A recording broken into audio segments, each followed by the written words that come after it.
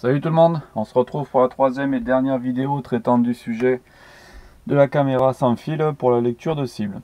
Alors, dans cette dernière vidéo, je vais vous présenter le produit fini. Et en deuxième partie, je vais aller faire un test sur le pas de tir. Donc demain, pour vous ce sera tout de suite, mais pour moi c'est demain. Si vous avez des questions concernant le matériel utilisé, le procédé de fabrication, etc., je vous invite à aller voir les deux premières vidéos, ça répondra très certainement aux questions que vous vous posez.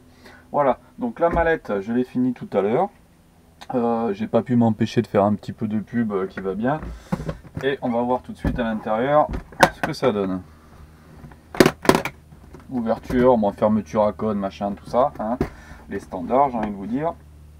Et voici l'intérieur. Alors, à l'intérieur, qu'est-ce qu'on va y trouver? On va y trouver déjà un pied réglable pour la caméra. On va y trouver notre écran avec son support, les deux batteries, les antennes. Pour le moment, les antennes d'origine, je ne les ai pas changées. Je vais attendre un petit peu pour voir ce que ça donne réellement. Et le dernier élément, c'est le testeur de batterie. Donc, on va faire un petit tour d'horizon de tout ça ensemble. J'essaye de bien vous cadrer. Alors, on va parler du pied. Dans un premier temps, bon, c'est un pied d'appareil photo con comme la lune, hein, un truc standard, il se déplie. On peut agrandir le pied, on peut ne pas l'agrandir. Alors que je le desserre, parce que sinon je vais encore tout péter. Tourne-toi, voilà. Donc quand vous le posez, j'ai pas assez de recul, hein. C'est chiant d'avoir un établi là qui est grand comme un couloir. Donc vous avez le haut, le bas, le droite, le gauche, et vous pouvez encore le monter après si vous voulez. Enfin bref, vraiment très modulable pour s'adapter sur le terrain que vous allez utiliser. Ok. Ensuite, la caméra en elle-même. Je ne vais pas revenir sur tous les détails que j'ai déjà énoncés dans les vidéos précédentes. Juste le ventilateur, parce que je vous en avais parlé dans la vidéo numéro 2, mais je ne l'avais pas encore reçu. Donc il est incrusté à l'arrière de l'appareil. Et la carte électronique de l'émetteur, en fait, du fait que l'arrière de la caméra soit légèrement concave, ça va me mettre on va prendre ça. C'est comme si la carte, elle était inclinée comme ça à l'intérieur du boîtier. Et le ventilateur, lui, il est en opposé, il est légèrement comme ça. Ce qui fait qu'en fait, la carte, elle est vraiment en plein dedans le courant d'air, elle refroidit vraiment très bien. De toute façon, je vais vous mettre la caméra en route tout à l'heure, vous allez voir, on dirait un aspirateur, c'est hallucinant, quoi. Donc la caméra, il n'y a rien à faire quand vous arrivez sur le pas de tir, quoi, sur votre stand, vous avez juste à le mettre sur son pied comme un appareil photo, hein, franchement c'est pas bien méchant. Et pensez à mettre l'antenne, parce que si on met pas l'antenne, forcément ça risque de moins bien marcher. Donc on visse le bordel, poc, et voilà, elle est prête. La batterie, bon je les ai chargées tout à l'heure, mais bon, par acquis de conscience, quand on arrive pour servir du matériel, un coup de testeur, ça fait mal aux oreilles. 12 volts 4, impeccable. Donc on est bon, on peut la mettre dans son logement. On le branche et c'est terminé. Il n'y a plus rien à faire. La caméra, elle est prête. Bon, vous avez juste après à vous régler sur votre cible une fois que vous arrivez au stand, d'accord. S'il y en a qui se demandent, parce que ça c'est vrai, par contre je ne l'avais pas précisé, si vous vous demandez ce que c'est que mon support de batterie, c'est tout simplement une réplique de modérateur de son pour Airsoft qui me sert plus du tout et qui par chance correspondait pile poil à la taille de la batterie, donc je m'en suis servi comme support, tout simplement. Voilà, donc la caméra elle est prête. Ensuite il va nous falloir préparer l'écran. Donc l'écran de réception, il a le récepteur, non, je vous ai mis trop près, c'est casse-couille, hein. Voilà. Il a le récepteur de fixé à l'arrière, donc il est branché, il est fixé directement sur l'écran. En dessous vous avez un écrou, et sur mon support, donc vous avez le pied, le support de l'écran, et à l'arrière le support pour mettre la batterie dedans. Faut encore que je le baisse. Voilà, on va essayer de se faire un peu de place. C'est bon. Ouais, c'est bon. Donc on va venir visser l'écran dessus. Allez, papa dans le moment. Voilà. L'écran est sur son support. On n'oublie pas de mettre les antennes, encore une fois. Antenne qu'on dirigera forcément vers la caméra une fois qu'on sera sur le stand. Hein. Donc on va dire qu'elle est par là. De toute façon, elle est forcément devant moi. Et à l'arrière, on lui rajoute sa batterie. On lui met un petit coup de testeur avant par acquis de conscience. Attention les oreilles.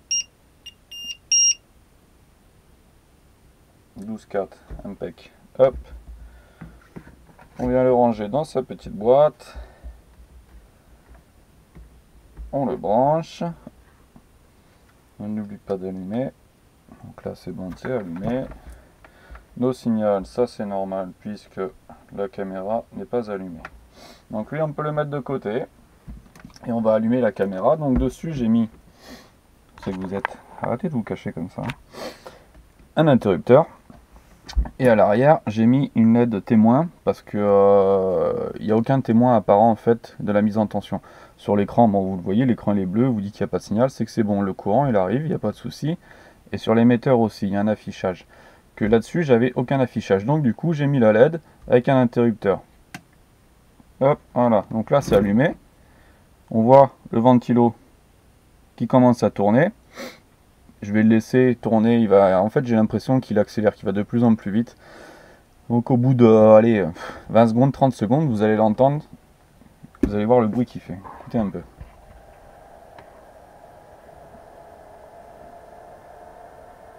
Et là, il n'a pas fini d'accélérer le truc. Hein. Il en me voit. Coucou. Donc là, ça fonctionne. Alors, ce qu'on va faire maintenant.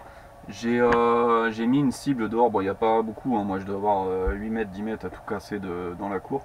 J'ai mis une cible au bout, je vais aller poser la caméra au pied et avec un marqueur je vais faire un point, ou deux, même plusieurs, on s'en fout. Je vais faire quelques points pour simuler un peu les impacts, ça va nous donner déjà à peu près une idée de ce que ça peut donner demain au stand. Vous entendez certainement, là il est en train de s'énerver le bordel. Là. Ça va que je vais tirer aux 100 mètres demain. Allez, je vais aller poser la caméra. Alors voilà, par contre le point négatif, parce qu'il y a quand même un point négatif sur le truc, je vais pas vous dire que mon bricolage c'est extraordinaire. Le point négatif c'est que quand moi je vais au stand pour m'installer, il faut que j'aille poser ma cible sur leur support, donc à 100 mètres. Maintenant du coup il va falloir que je me promène avec ma caméra, mais aussi avec l'écran. Parce que je peux pas me permettre de poser la caméra comme ça à l'aveugle, sans savoir si déjà je suis bien orienté sur la cible, sans savoir si la netteté est bien faite aussi. Parce que si je jette mon truc comme ça à l'arrache, je retourne au pas de tir, on remet la chaîne de sécurité, tout ça, tout le monde commence à tourner, moi je me rends compte c'est mal réglé, bah, je suis comme un con. Donc c'est vraiment le point noir de la chose, c'est que le temps d'installation est un poil plus long forcément que si tu avais juste ta longue vue à poser à côté de toi au pas de tir. Bon, après une fois que t'es posé, il n'y a plus de soucis là-dessus. Voilà, donc maintenant je vais aller avec mon écran, avec ma caméra, et vous, je sais pas comment vous emmener avec moi pour m'installer. Il m'aurait fallu une troisième main.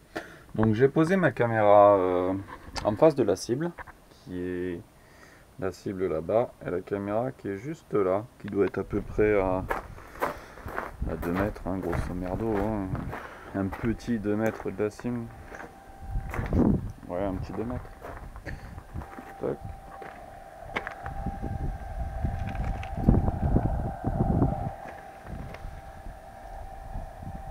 Ok. Donc on va retourner. Regardez l'écran. Et ce que je vais faire pour simuler des impacts. Alors, tac. C'est pas violent. Dans une vidéo, c'est un peu. Attends. J'essaie de relever un peu qu'on soit plus près. C'est pas mieux. Voilà. Comme ça, c'est pas mal. Donc, je disais, je vais aller simuler des impacts. Je vais faire un trou avec un tournevis, tout con, un tournevis basique, qui a le même diamètre qu'une ogive de 223, donc un diamètre tout petit. Si on voit les trous, c'est bingo. Si on voit pas les trous, et ben j'ai plus qu'à pleurer. Allez, à tout de suite. Et vous êtes sage, hein?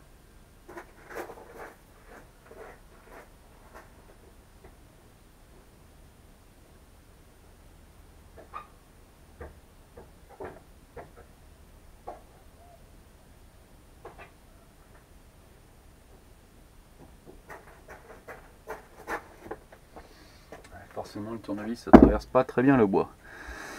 Alors, lui on le voit bien, il n'y a pas de problème. Lui on le voit aussi.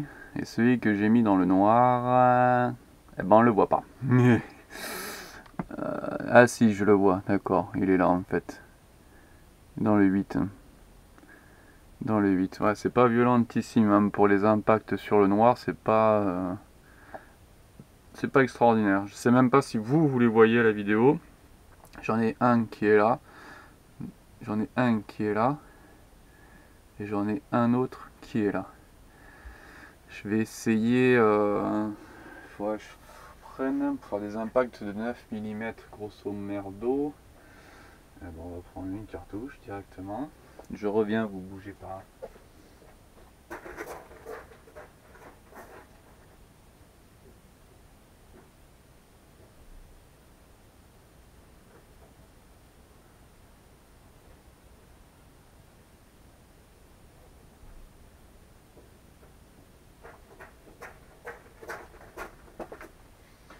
Je suis obligé de faire des trous à des endroits bien précis parce que la palette à la main je la traverse pas. Donc j'en ai fait 3 qu'on voit bien ici, l'autre ici et le dernier par contre dans le noir, bon, c'est ça le fait pas, hein. Dans le noir je le devine mais il n'est pas super visible. Alors faut espérer que sur le pas de tir il y a la lumière qui passe derrière la cible normalement, donc on verra peut-être un petit peu mieux. On verra, suspense. La réponse demain. Allez, ciao!